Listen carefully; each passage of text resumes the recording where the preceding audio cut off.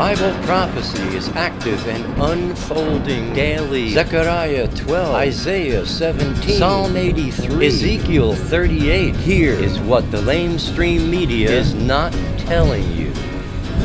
Shalom, my friends. Welcome to this week's newscast. From Al Jazeera News, the Palestinian flag was, for the very first time, raised at the United Nations following an address delivered by Palestinian Authority President Mahmoud Abbas to the UN General Assembly. The flag was raised in the Rose Garden on Wednesday, September 30th, as a large crowd of diplomats and reporters watched on. Speaking to the crowd, Abbas dedicated the ceremony to, quote, the martyrs, the prisoners, and the wounded, and those who gave their lives while trying to raise this flag, close quote.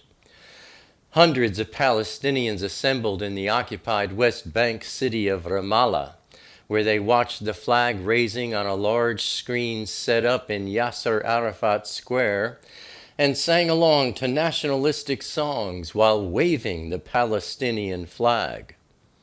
Strongly criticized by Israel, this act was also opposed by the United States. The General Assembly approved the resolution to raise the flag with an overwhelming majority, voting in favor of it on September 10th. The motion passed with 119 votes in favor, while 45 countries abstained and 8 voted against, among them Israel, the U.S., and Australia. It's awfully curious, isn't it? I mean, raising a flag at the United Nations for a nation that doesn't even exist. It calls Isaiah, Yeshayahu, chapter 5, verse 20 to my mind, saying, judgment is coming to those who call evil good and good evil, those who substitute darkness for light and light for darkness, those who substitute bitter for sweet and sweet for bitter. You know, I always see and hear pundits talk about Obama as being a very intelligent man, but I always wonder what on earth makes them say things like that.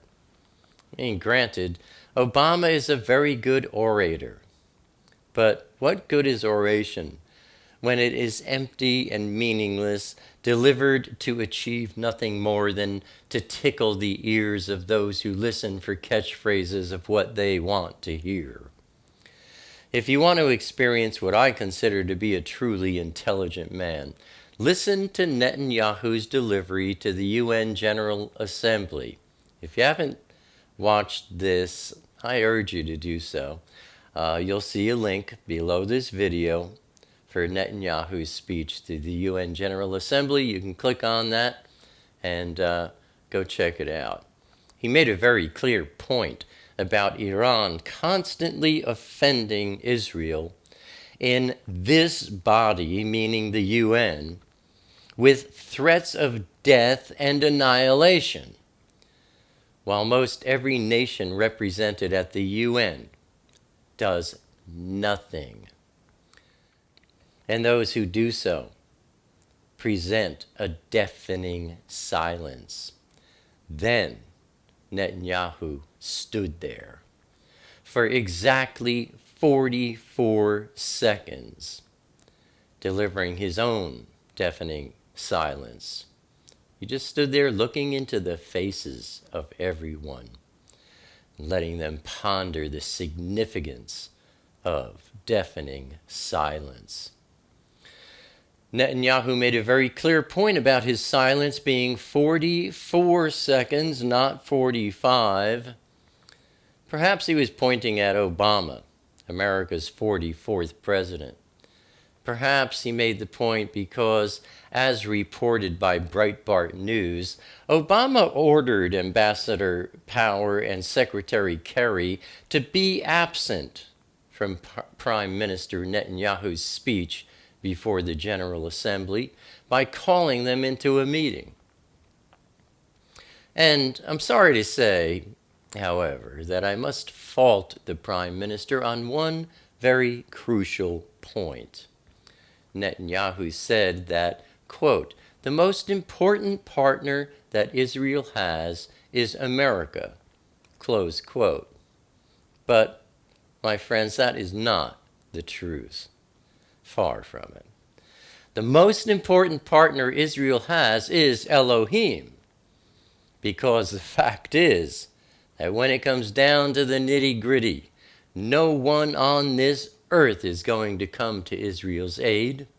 No one, that is, but Israel's most important partner, and that is Yahweh. Hear, O Yisrael, Yahweh, our Elohim, Yahweh Echad. Yahweh is one.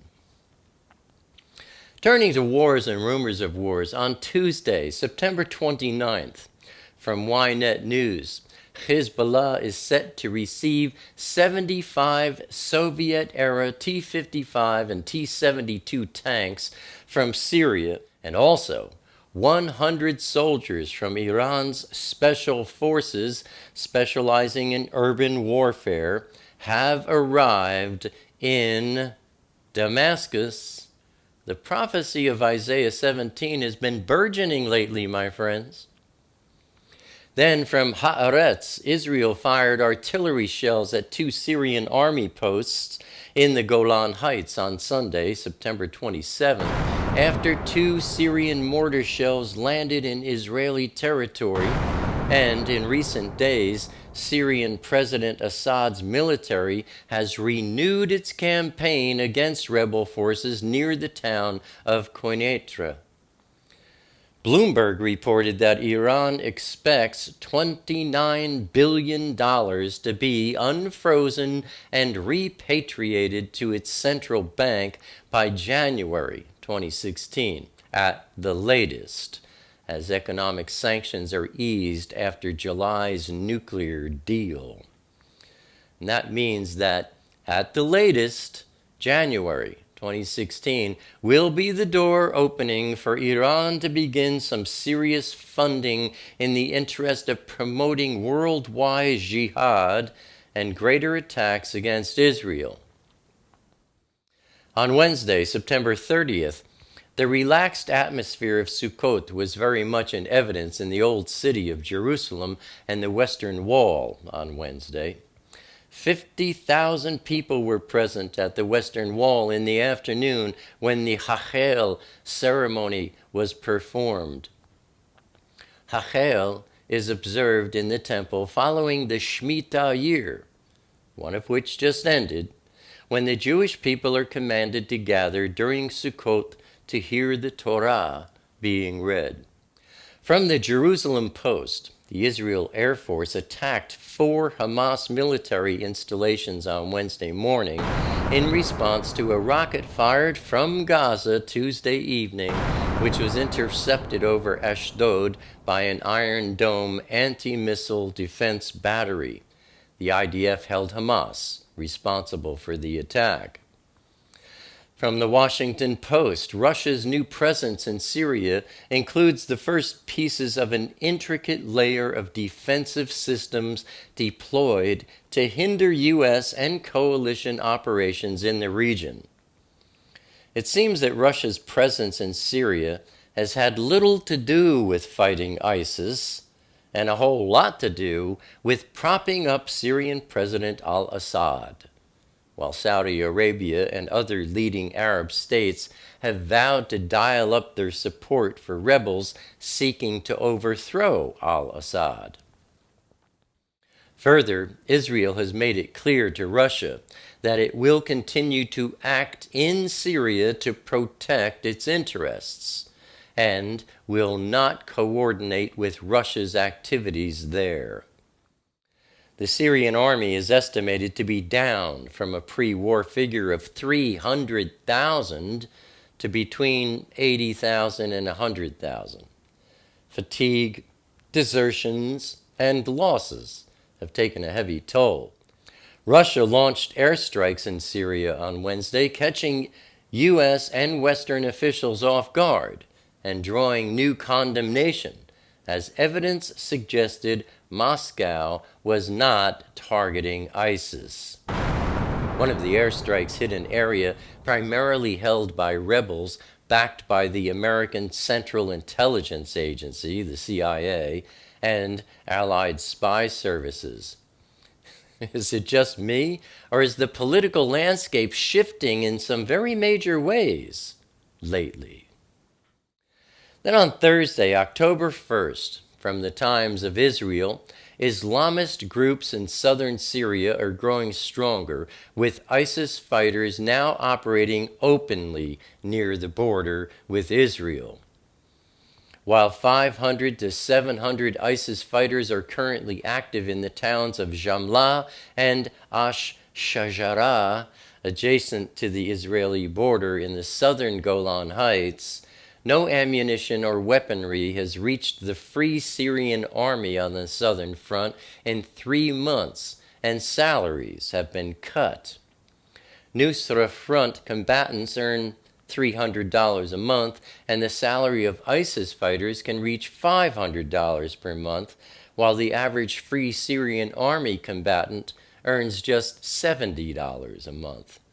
If the donor states do not take a firm stand within 2 months, most fighters in the southern front will probably switch to Nusra or ISIS. Also from the Times of Israel, Aitam and Naama Henkin, a husband and wife in their 30s, were shot to death while driving between Itamar and Elon Moreh in the West Bank on Thursday night. Their 4 children who were in the car with them were physically unharmed and were rescued by emergency responders from the bullet-ridden vehicle. The family was ambushed by 2 Palestinians who opened fire with a handgun and a rifle. Subsequently, the IDF ordered 4 battalions to join existing military forces in the West Bank. Then on Friday, October 2nd, from the Daily Beast, 1,000 foreign fighters a month are still traveling to Iraq and Syria to join ISIS, despite the Obama administration's year-long campaign to target ISIS and tighten regional laws and borders against militants. Then from Reuters, hundreds of Iranian troops have reached Syria in the past 10 days with weapons to mount a major ground offensive with equipment and weapons. They will be followed by more. On Saturday, October 3rd, from Haaretz, 2 ultra-Orthodox Jewish men were killed, and 2 others, including a toddler, were wounded in an attack on the Old City in Jerusalem. Israeli security forces shot and killed the terrorist. Then on Sunday, October 4th, again from Reuters, a Palestinian man stabbed and wounded an Israeli teenager in Jerusalem just hours after another knife-wielding attacker killed an off-duty Israeli soldier and a rabbi nearby in the walled Old City. 70 members of a Sunni Arab tribe opposed to ISIS were shot dead by the jihadist group in western Iraq on Sunday night. Then on Monday, October 5th, Israel has taken the unprecedented step of shutting down Jerusalem's Old City and barring Palestinians from entering due to all the recent murders being carried out. Palestinians who live, work, and study in the Old City, as well as Israelis and tourists, are being allowed to enter. However, all other Palestinians will be prevented from entering the area where major Muslim, Christian, and Jewish sites are located. Russian planes flew 20 sorties in Syria and struck 10 in a 24-hour period. Russia said it will step up its airstrikes in Syria, escalating a military intervention which Moscow launched last Wednesday to support President Bashar al-Assad. From Reuters, last Thursday, October 1st, brought the fourth shooting at a United States college campus in the past 2 months, in what appears to have been a pre-planned act of jihad. 10 people were killed and another 7 were injured after a 28-year-old Muslim opened fire in a classroom at a community college in southern Oregon. This man, I won't mention his name, why give him that? This man, who fairly recently converted to ISIS, committed suicide after a shootout with police who arrived within 5 minutes and exchanged fire with him almost immediately. The man shot a professor at point-blank range before picking off other victims one at a time. And note that he asked each one first if they were a Christian or not. If they said yes, then he shot them in the head. If they said no or didn't answer, he shot them in the legs or elsewhere. Note, 9 people very boldly announced their love for Yeshua, and they were shot in the head, and have now received the crown of Chai, the crown of life, from Elohim. I cite Yaakov, that's the book of James, chapter 1, verse 12, which reads, Baruch, that means blessed, happy, spiritually prosperous, favored by Elohim, is the man who is steadfast under trial and perseveres when tempted. For when he has passed the test and has been approved, he will receive the victor's crown of Chai, life, which the Adon, the Master, has promised to those who love him. Just hours later, before any information was publicly released, in perhaps another ploy to detract public attention from Netanyahu's speech at the UN, Obama gave a public announcement saying that the USA is, quote, the only advanced country on earth that sees these kinds of mass shootings every few months. Really.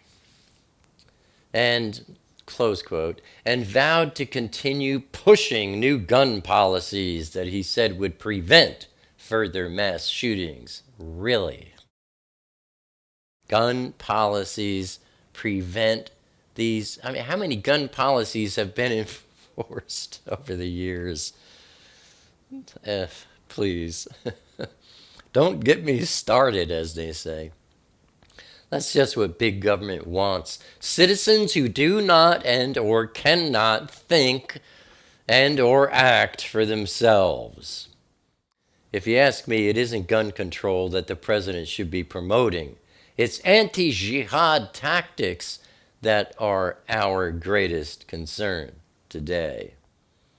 And to sum up, the Palestinian flag was for the very first time raised at the United Nations, and hundreds of Palestinians assembled in the occupied West Bank city of Ramallah, where they watched the flag raising on a large screen set up in Yasser Arafat's square, and sang along to nationalistic songs while waving the Palestinian flag.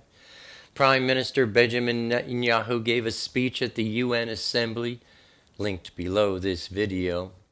Hezbollah is set to receive 75 Soviet-era T-55 and T-72 tanks from Syria, and also 100 soldiers from Iran's special forces specializing in urban warfare have arrived in Damascus.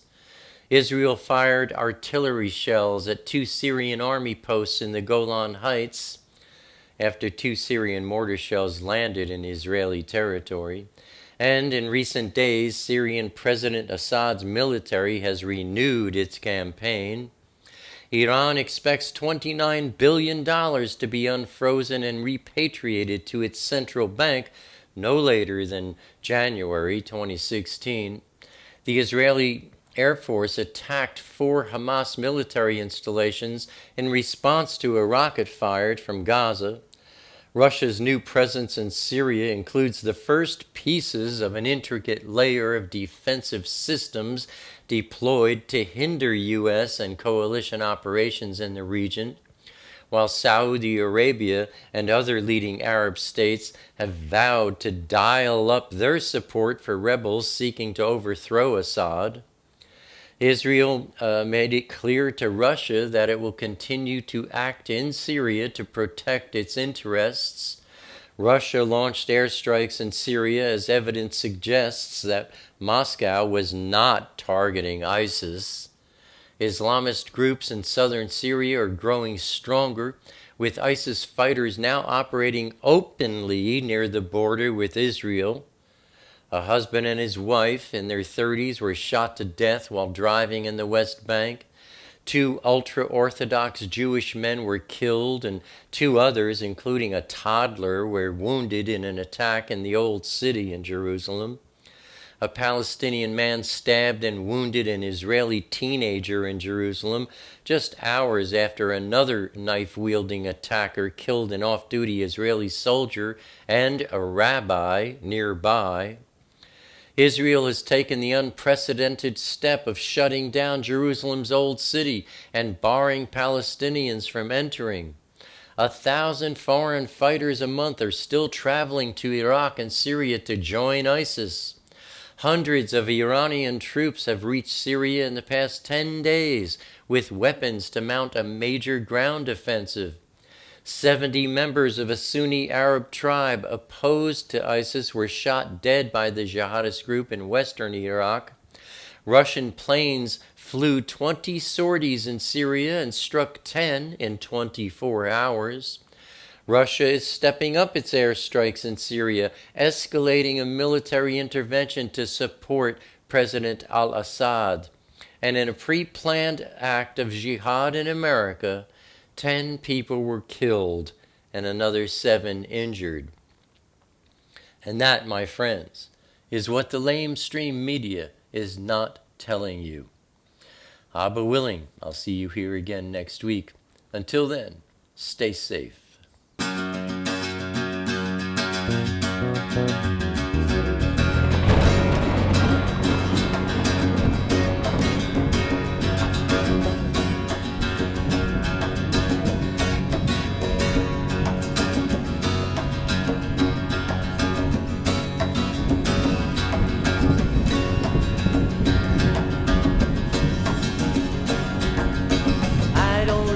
Crowded rooms, I need more space than I consume. Enough is time alone with you, underneath the naked moon, sharing confidential moods and making chatter. Mockingbird nocturnal sings notations of eternal things, entering the quantum breeze, flying not for want of wings. He lights his gaze on you and me, simply because we matter.